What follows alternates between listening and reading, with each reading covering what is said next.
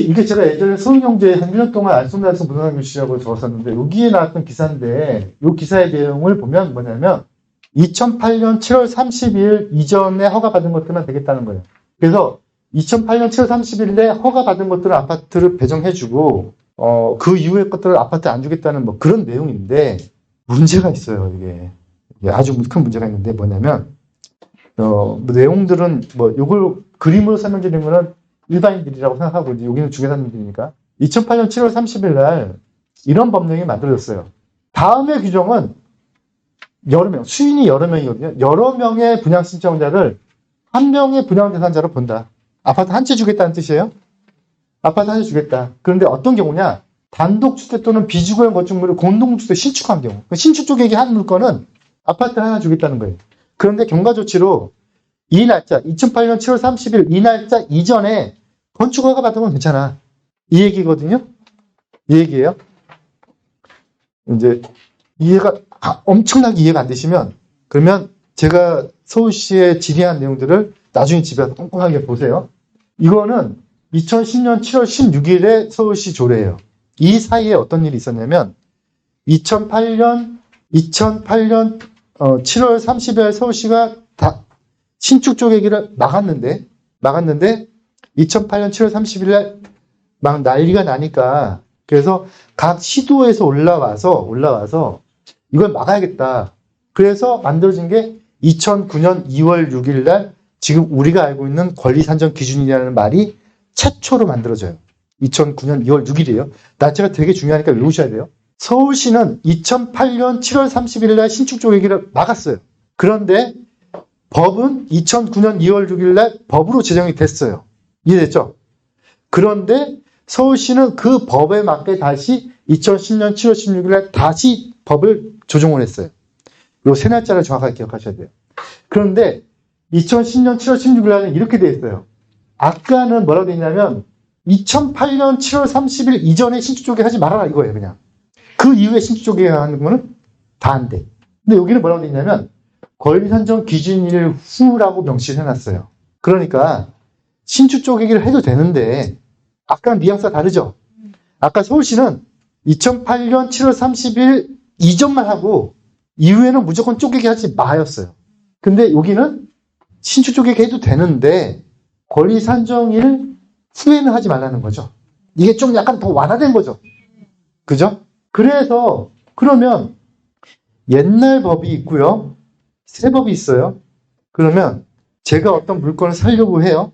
이 물건이 옛날 법 적용받아요? 새 법 적용받아요? 이거를 옛날 법 적용받는지 새 법 적용받는지가 내가 이 물건을 사는 시점이에요? 아니죠. 어떤 시점으로 그걸 나누죠?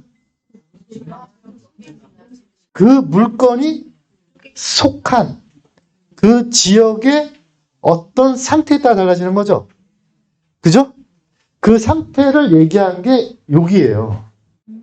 뭐라고 돼 있냐면 이 법이 통과되기 전에 기본계획이 수립되어 있는 지역이나 지구단위 계획이 수립되어 있는 지역은 아까 얘기했던 2008년 7월 30일로 하라는 거예요. 이제 이렇게 하면 감이 안 오시죠? 옛날 전농 9구역 해제됐었죠. 옛날 성북 1구역 해제됐었죠. 해제됐었어요. 해제가 되었다는 뜻은 구역 지정이 해제가 되었다는 뜻이지 기본계획이 해제됐다는 뜻인가요? 기본계획은 살아있는 거죠. 그죠? 기본계획이 살아있어요. 예? 지금 신통구역을 추진하고 있어요. 그래서 신통기에 권리산정 기준이 발표가 됐어요. 그때 당시에 기본계획이 수립된 지역이잖아요. 그러면 구조례 적용받아야 돼요? 세조례 적용받아야 돼요? 구조례. 그러면 신축조경의 날짜가 언제가 되는 거죠? 2008년 7월 30일. 그죠? 그런데 거기는 신통이 발표가 됐어요. 신통이 어떻게 발표가 됐냐면은 2021년 뭐 며칠이더라 하여튼 발표됐죠. 그죠? 제가 보기엔 그 날짜가 의미 없어요. 구조례가. 그러면 어디가 구조례고 어디가 신조례냐 궁금하잖아요, 이게. 그래서 제가 물어봤어요, 서울시에. 제가 물어봤어요. 언제 물어봤냐면 2011년도에 물어봤어요. 이걸 좀 확대해 볼게요. 지문 내용은 이거예요. 이 조례 시행 전에 기본계획이 수립되어 있는 지역 및 지구단위 결정고시된 지역의 종중률을 따른다고 되어 있는데 용산을 보면 용산은 전부 다 같이 기본계획, 지구단위 계획이거든요. 이게 지금 지구단위 계획이요. 이렇게 돼 있어요, 이렇게. 이게 다 지구단위 계획이에요. 이게 다 지구단위 계획인데, 아주 예민한, 지금, 지금 다 포함되어 있잖아요. 그죠? 이 지역 중에서, 과연, 어디는 지분 쪽에 하면 되고, 어디는 지분 쪽에 하면 안 되냐라고 제가 대놓고 물어본 거예요. 2011년도에. 그런데, 서울시 답변, 저기 전체 다 안 된다. 근데 아시겠지만, 저기 지금 지분 쪽에 한 물건들, 거래되고 있어요. 어떡하죠? 어떡하죠? 지금 여기 요 중에서 여기 어딘가 지금 신통 추진하고 있잖아요. 여기 어딘가에. 거기 지금 물건들 엄청나게 거래가 많이 되고 있어요. 그분들 전부 다 이제 5년 있으면 저한테 상담받으러 오세요. 그래서 이 권리산정 기준, 제가 지금만 이렇게 맛만 보여드린 거고, 뒤에 가면 되게 생각할 게 되게 많아지는데, 고민을 많이 해야 돼요. 물건들 함부로 거래하시면 안 돼요.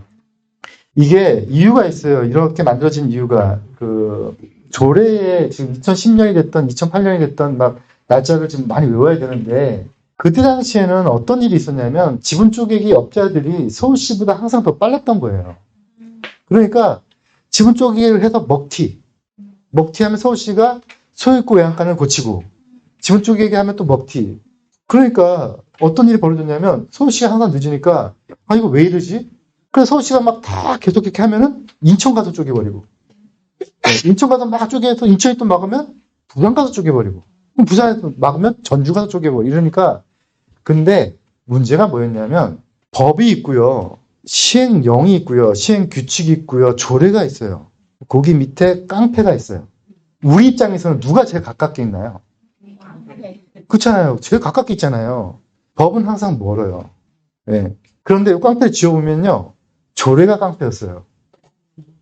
왜 그러냐면 지금도 마찬가지인데, 지금도 현재 조례를 이렇게 읽어보면 이런 물건은 아파트 안 준다라고 규정한 게 있어요. 그런데 법하고 상충돼. 그러면 이게 왜 안 주지? 라고 제가 생각을 하고, 이거 제가 보기에는 아파트 줘야 될 것 같은데요? 라고 서울시에 가서 따지잖아요? 따지면 담당자가 이렇게 얘기를 해요. 저희는 안 줄 건데요. 이렇게 얘기를 해요. 이게 무슨 깡패 같은 짓이세요? 그러면 제 맘입니다. 이렇게 얘기를 해요. 법이 이렇잖아요. 이거 상위법하고 안 맞는데요? 그러면 상위법하고 안 맞다라는 판결을 받아오세요. 이렇게 얘기를 해요. 네. 그러면 제가 그 판결을 받아요? 안 받아요? 받을 이유가 없죠. 그 물건은 안 사면 되는 거지, 그냥. 네. 그죠? 굳이 제가 그걸 왜 사? 근데 그걸 모르고 그 물건 아파트 못 받는다고 샀던 사람이 있다고 쳐보자고요. 이 사람이 이게 아파트 안 주는 줄 알고 샀어요. 근데 이게 아파트 안 준대. 그랬더니 서울시가 따졌어요. 그래서 서울시가 싸우래. 이 사람 싸울까요? 안 싸울까요? 안 싸워요. 어떻게 싸우는지 몰라요. 네. 서울시가 아파트 안 준다라고 했는데, 그래서 진짜 안 준 경우가 너무 많아요. 그래서 싸움이 일어나지 않아요. 아는 사람은 안 사면 그만이고, 모르는 사람은 싸울 줄도 모르고. 이게 왜 안 주는지도 모르고, 안 준다니까, 안 준대. 끝이에요. 그런 일이 너무 많은 거죠. 그래서 싸움이 일어나지 않으니까, 말도 안 되는 내용이 그 안에 많이 있었던 거예요. 그랬다가 2009년 2월 6일 날 법으로 신설될 때, 법은 그래도 깡패가 아니잖아요. 그래서 법제처에서 입안 심사를 할 때 여러 가지 법령들을 보고 상충되는 것들을 다 지워버렸어요. 그래서 2009년 2월 6일 법이 딱 만들어졌을 때 모든 이상한 규정들이 다 삭제가 됐어요. 그래서 지분 쪼개기 업자들이 환호성이 터진 날짜예요. 이 날짜 이후로 지분 쪼개기가 더 쉬워진 거죠. 그 이유는 뭐냐면 아주 간단해요.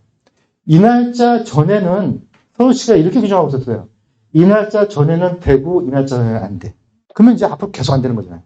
그런데 이 날짜 이후에는 권리산정 기준일 전에는 되고 이후는 안 돼. 이렇게 바꾼 거예요. 그러면 타임머신을 만들지 않는 이상 날짜를 거스를 수는 없거든요.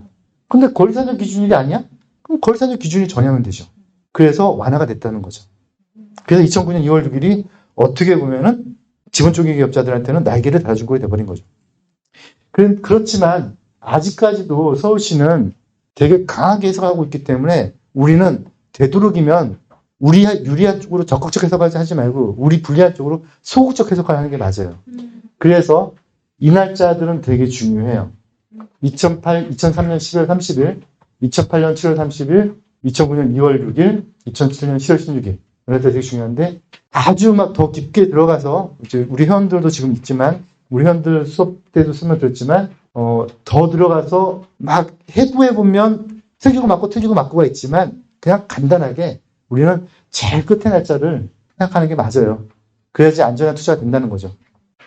신통의 걸려있는 기준일은 저는 좀 말이 안 된다고 보는데, 그런데 제가 말이 안 된다고 보더라도 뭐 서울시가 우리보다는 더 행정이 집행권자니까 어떻게 할 수가 없는 거죠. 역세권 지기보다 마찬가지예요. 모아탄도 마찬가지고요.